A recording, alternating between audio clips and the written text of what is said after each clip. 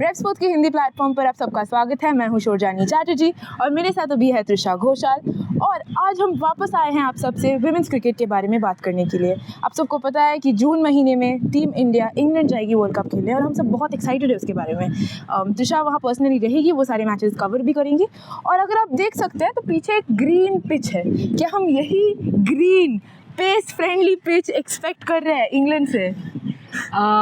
आशा कर सकते हैं कि ऐसा नहीं करेंगे वो लोग क्योंकि ऐसा कर दिया तो हर मैच 10-15 ओवर में ख़त्म हो जाएगा and I think public interest भी कम होगा। तो उस हिसाब से लगता है इतना ग्रीन तो नहीं हो सकता है, बट थोड़ा बहुत तो वहाँ पे मूवमेंट मिलेगी क्योंकि वहाँ पे कभी भी बादल हो जाता है, कभी भी धूप निकल जाती है, कभी भी बारिश होती है। तो द पिच, द कंडीशंस, और वहाँ पे सबसे ज़्यादा जो होता है, जो अभी यहाँ पे कोलकाता में भी हो रहा है, वो है हवा। हवा बहुत ज़्यादा चलती है और बहुत सारे ग्राउंड्स शोर, यानी क्या है ना, एक तरफ जैसे गैलरी है वहाँ से शायद हवा नहीं आ रहा है, दूसरी तरफ से आ रहा है, वहाँ पे गैलरी थोड़ा सा नीचे है। तो वो सारी चीज़ें बहुत इंपॉर्टेंट हो जाती है कि आप अगर जैसे मान लो कि नॉटिंघम में हो, अगर नॉटिंघम में खेल रहे हो तो एक साइड ऑफ द ग्राउंड ना खुला हुआ है, तो उस साइड में आप मार नहीं सकते क्योंकि वहाँ से हवा जब आ रहा है, आप जितना भी तेज़ मार लो वो फील्डर के हाथ में ही जाएगा वहाँ पे। तो आपने ये बोला, ये हम एक नेगेटिव हिसाब से देख सकते हैं। तो आज हम वापस आ गए आप सबसे इंडियन टीम के स्ट्रेंथ और वीकनेसेस के बारे में बात करने के लिए। और आप जो बोल रहे थे कि फील्डर के हाथ में बॉल मारती है, बॉल लग जाता है, मतलब फील्डर पकड़ लेती है, तो वो वही दूसरे टीम के फील्डर पकड़ लेते हैं, हमारे हाथ चूक जाता है। हाँ, हम आपसे वही पूछने वाले थे कि आपको क्या लगता है फील्डिंग कितनी बड़ी वीकनेस है टीम इंडिया के लिए? देखो, हर इम्पॉर्टेंट मैच में शोरजानी, आई थिंक ये you have played cricket, I have my self played cricket. हमें एक चीज़ बचपन से बोला जाता था, आई रिमेंबर मेरे कोच थे तब, ऑब्वियसली कोचिंग के तरीके बहुत अलग थे, तो वो हाथ में बॉल बहुत तेज़ फेंकते थे, स्पेशली विंटर में, क्योंकि हाथ से अगर आपकी आवाज़ आए तो यानी कि आपका हाथ बहुत ज़्यादा सख्त है और आप कैच रिसीव नहीं कर पाओगे, से कैचिंग करना चाहिए। तो वो सब टेस्ट करते थे। बट मैं यही बोल रही हूँ कि वो हमेशा एक बात कहते थे, और ये सच है, कि बैटिंग शायद सबको ना मिले, बॉलिंग शायद सबको ना मिले, पर फील्डिंग तो सबको करनी पड़ती है। एक एडवांटेज इंडिया का है कि राधा प्लेइंग 11 में हो या ना हो, आपको राधा यादव की फील्डिंग में सर्विस मिलेगी और वो बेहतरीन फील्डर है, इसमें कोई दौराए नहीं है। मैं तो, लोग बोलते हैं इंडिया के वो बेस्ट फील्डर है, मेरा मानना है कि वो वर्ल्ड, जो विमेंस क्रिकेट में वर्ल्ड में one of the best fielders है। और जहाँ तक बाकी बात रही, आई थिंक, हाँ, मैं थोड़ी सी तो इस बारे में, देखो, हम सब एंशियस होंगे कि एग्जैक्टली फील्डिंग हमारी कैसी होगी, क्योंकि बहुत इंपॉर्टेंट मैचेस में फील्डिंग हमें डुबा देती है, तो ये एक प्रॉब्लम तो है डेफिनेटली। और अगर मैं टीम एक बार रीड कर रही हूँ, मतलब स्क्वाड जो है इंडिया का वर्ल्ड कप का स्क्वाड: शेफाली वर्मा, जेमिमा रॉड्रिगस, ऋचा घोष, यस्तिका भाटिया, भारती फुलमाली, दीप्ति शर्मा, राधा यादव, श्रेयांक पाटिल, अरुंधति रेड्डी, नंदिनी शर्मा, रेणुका सिंह ठाकुर, क्रांति गौर, श्री चरनी, और हम कैप्टन हरमनप्रीत कौर और वाइस कैप्टन स्मृति मंधाना को तो भूल नहीं सकते। बिल्कुल नहीं। पर अगर आप देखें इंडिया का जो बैटिंग ऑर्डर है, स्नेहाशीष जो हमारे वुमेन्स क्रिकेट कॉरेस्पॉन्डेंट हैं, उन्होंने भी एक पीस लिखा था उसके ऊपर कि टॉप ऑर्डर जो है उसके ऊपर बहुत ज़्यादा रिलाई करती है। तो आपको क्या लगता है कि ये इंडियन टीम के लिए एक वीकनेस है या फिर एक स्ट्रेंथ है? क्योंकि अगर टॉप ऑर्डर नहीं चलती तो आपके बैटर्स जाके रन नहीं बना पाते। देखो, ये आई थिंक ये फॉर्मेट ही ऐसा है ना, थोड़ा सा टॉप हेवी तो है, क्योंकि आप देखो सबसे ज़्यादा रन बनेंगे पावर प्ले में, तो वो पावर प्ले तो ऑब्वियसली टॉप ऑर्डर ही खेलेंगे। तो I think top order becomes very important. अब इंडिया टीम पे अगर देखोगे तो कहीं ना कहीं फिनिशर में आपके पास सिर्फ हरमनप्रीत कौर और ऋचा घोष है। हरमनप्रीत कौर का भी आप नंबर 4 पे आ रहे हो, थोड़ा सा वो थक जाते हैं लॉन्गिश इनिंग्स खेलते हुए, तो फिर सारा डिपेंडेंस आ जाता है ऋचा घोष के पास। विद अमनजोत कौर और काशवी गौतम दोनों टीम से बाहर है इंजरी की वजह से, सो ऑटोमेटिकली प्रॉब्लम तो है फिनिशिंग में, तो और ज़्यादा प्रेशर आ जाता है फिर टॉप ऑर्डर में, क्योंकि आप अंत में ऋचा चलेगी नहीं चलेगी, क्योंकि हाई रिस्क गेम है, कुछ दिन चलेगी कुछ दिन नहीं चलेगी। और हमने देखा है ऋचा को कहीं ना कहीं स्लो बॉलिंग में प्रॉब्लम है, जब हमें नज़र आ रही है। तो सारे टीम्स आजकल देखो, because of video analysis and all, everybody knows every players weakness, तो स्लो बॉलिंग में उनको दिक्कत होती है। अब लॉरेन बेल स्लो बॉलिंग करेंगे तो ऋचा को दिक्कत हो सकती है, नहीं भी हो सकती है, दोनों एक साथ WPL में खेलते हैं तो शायद यूज टू होंगे स्लो बॉल में। बट ओवरऑल आई फील कि इंडिया जैसी बैटिंग लाइनअप अब बन गई है बिकॉज ऑफ द इंजरी, थोड़ा बैलेंस हिल गया है, बहुत ज़्यादा डिपेंडेंट है ऑन टॉप 3। मैं तो बोलूँगी कि स्मृति, शफाली, जेमी, इनको हर रोज़ 10 से 12 ओवर तक सिर्फ खेलना ही नहीं है, कम से कम 8 रन प्रति ओवर करके खेलना है, तब जाके आप एक सॉलिड फिनिश करके 160-70 कर सकते हो। और सच में अगर 160-70 नहीं करते हो तो पाकिस्तान बांग्लादेश के खिलाफ टेंशन हो सकता है, बाकी टीम तो छोड़ ही दो।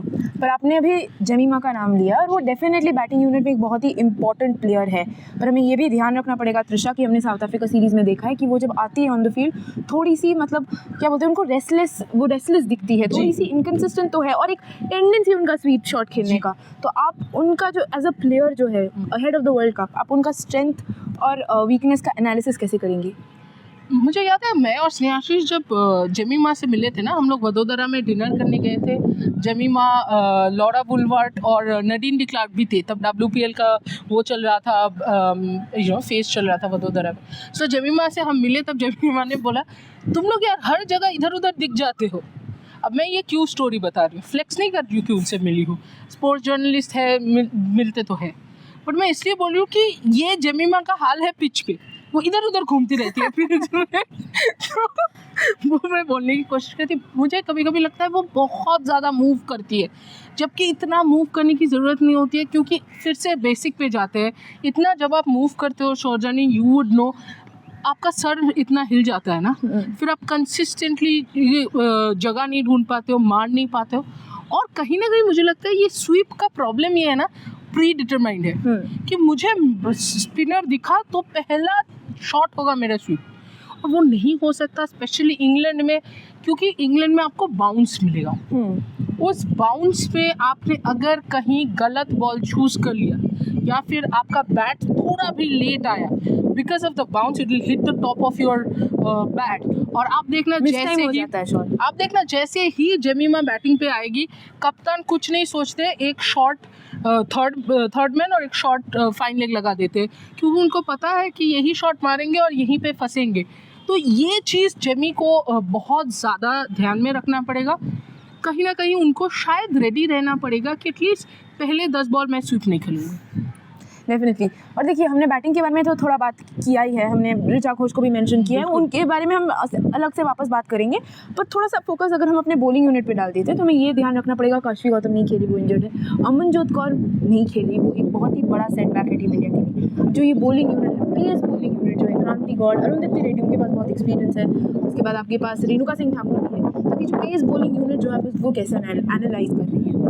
देखिए वीकनेस तो है, नंदिनी अच्छी बॉलिंग करती है, स्पेशली मुझे डेथ ओवर में उसके चेंजेस बहुत अच्छे लगते हैं, चेंजअप्स बहुत अच्छे हैं, यॉर्कर है, लेकिन उससे भी ज़्यादा उनकी खासियत लगती है मुझे जो back of the hand slower ball करते हैं। खासी उनको ये प्रॉफिट तो WPL में हुआ था कि वो चकमा दे रहे थे, पर मैं दोबारा उसी बात पे आऊँगी कि अब लोग नंदिनी शर्मा को स्टडी करके आएंगे, तब नंदिनी शर्मा की नया जो एलिमेंट था वो तब भी थी, अब नहीं होगा, क्योंकि वो ऑलरेडी खेल चुके हैं इंडिया, वो राइजिंग स्टार्स में एक मैच खेला है, बट फिर भी वहाँ पे भी हमने देखा है कि आप स्टडी करके आते हो एक हद तक। Nandini Sharma can not bat, future में शायद ऑलराउंडर होंगे, उनके कोच ने स्नेहाशीष को बोला है कि उनको ट्रेन कर रहे ऑलराउंडर होने के लिए, लेकिन उनको बैटिंग नहीं आता है। इधर आप देखोगे, आप रेणुका और क्रांति में से एक को खिला रहे हो, एक्सचेंज कर रहे हो, राइट। रेणुका को अगर कंडीशंस का फेवर मिला तो अच्छी बात है, वरना वो काफ़ी ज़्यादा स्विंग करने के चक्कर में पैरों पे गेंद कर रही है। क्रांति आउट ऑफ फॉर्म है, तो उनके फॉर्म और उनका बैलेंस बॉलिंग के हिसाब से, पेस बॉलिंग स्पेसिफिकली काफ़ी हमारा हिला हुआ है। और आप कुछ भी कह लो, यही सच है कि अगर आपको मैच जीतना है, आपको बैटर्स चाहिए, और अगर आपको टूर्नामेंट जीतना है तो आपको बॉलर नहीं, मैं नहीं चाहिए, मतलब बॉलर्स चाहिए। मैं तो लकी चार्म हूँ, मैं तो हूँ इंग्लैंड में पहले दिन से, बट अगले हफ्ते से मैं पर आपने बॉलर्स को मेंशन किया त्रिशा, मुझे लगता है कि दीप्ति शर्मा एक बहुत ही वैल्यूएबल बॉलर है हमारे टीम के लिए, तो T20 में दीप्ति शर्मा को आपको बॉलर ही कंसिडर करना चाहिए, ऑलराउंडर नहीं। क्यों, आप ये क्यों कहेंगी? उनकी batting of course up to the mark नहीं है, स्पेशली क्योंकि वो बैटिंग करती है 6 या 7 में, अगर यही दीप्ति शर्मा 3 या 4 पे बैटिंग कर रही होती तो मैं आपको बोलती कि उनको ऑलराउंडर कंसीडर कीजिए, लेकिन आप 6-7 में जो शॉट्स चाहते हैं दीप्ति से, वो दीप्ति के बैटिंग स्टाइल नहीं है। उन पे कूद के या उनको गालियाँ दे के कोई फ़ायदा है नहीं। जो उनकी प्लेइंग स्टाइल है ही नहीं, वो क्या ही करेंगे, बिकॉज उनका 2 ही शॉट है, स्वीप एंड काउ कॉर्नर में वो रिस्ट घुमा के जो मारते हैं। अगेन आप किसी भी कप्तान को बोलो, वो सीधा वहाँ पे काउ कॉर्नर में फील्डर लगा देते हैं, डीप स्क्वायर लेग में फील्डर लगा देते हैं, बात खत्म वहीं पे। तो बॉलिंग के हिसाब से वो क्लास एक्ट है। उनके फॉर्म पे मत जाइए, क्योंकि दीप्ति शर्मा वो बला है जो जो ओकेशन में ऐसे उभर के आएगी ना, तब आप फिर बोलोगे कि class is permanent, form isn't. जाते जाते आखिरी सवाल, हम सब ने कुछ देर पहले मैंने मेंशन किया था कि ऋचा घोष के बारे में तो अलग से हमें बात करनी पड़ेगी, उसके बारे में भी हम बात करेंगे। वो मेरा पहला सवाल कि ऋचा घोष के बारे में आप क्या कहेंगी। और एक सवाल मैं आपसे पूछना चाहती हूँ, लेग स्पिनर हमारे स्क्वाड में नहीं है त्रिशा, ये कितना बड़ा कंसर्न है? मेरे लिए तो बहुत बड़ा कंसर्न है। मैं और स्नेहाशीष बोल के थक चुके हैं, हमारे ऐसे जॉ में दर्द हो गया है ये बोल के। और पता है क्या है ना शौर्जानी, एट वन पॉइंट मैंने ये सुना है कि हमारे पास लेग स्पिनर है ही नहीं, तो मैंने मान लिया कि ठीक है, अगर प्रिया इंजर्ड है शायद हमारे पास बैकअप नहीं है, पर प्रेमा रावत है। और प्रेमा रावत ने इंडिया ए के लिए जिन मैचेस में राधा यादव ने रन किया है, उन्हीं मैचेस में प्रेमा ने भी रन किया है, फील्डिंग में कैचेस लिए हैं और बैटिंग में तो रन बनाई हैं और विकेट्स भी ली चटकाए हैं, लेकिन फिर भी कुछ तो है मिसिंग, जो कैप्टन और कोच को वो इम्प्रेस नहीं कर पाए। Whereas Radha Yadav, I'm sure, has impressed. The vice captain, of course, is in the team. And ठीक है, मुझे काफ़ी ज़्यादा T20 में ये कॉल वियर्ड लग रहा है, बट ठीक है, अभी जो है वो है। और जहाँ तक ऋचा घोष की बात है, वो तो बंगाल की रह चुकी है, मैंने क्लोज से देखा भी है, पीछे भी है। उनका होम ग्राउंड है ईडन गार्डन्स, उनका होम ग्राउंड तो एक्चुअली शिलीगुड़ी है, जहाँ पे शायद कभी ना कभी स्टेडियम बनेगा। But the truth is Richa एक वो प्लेयर हो गया, I think I was speaking to Sushma Verma, जिसने, और ये बहुत कम देखा है मैंने कि आप अपने कॉम्पिटिटर के बारे में, हाँ I know a lot of people will say ठीक है सुषमा वर्मा बहुत पुरानी हो गई है, शायद इंडिया में चांस ना मिले, यू नेवर नो राइट, पर आपके जो कॉम्पिटिटर है वो खुद ही बोल रहे हैं कि Richa is best in the world, that's what she said, and she said if Richa and Shafali works we will be winning the world cup.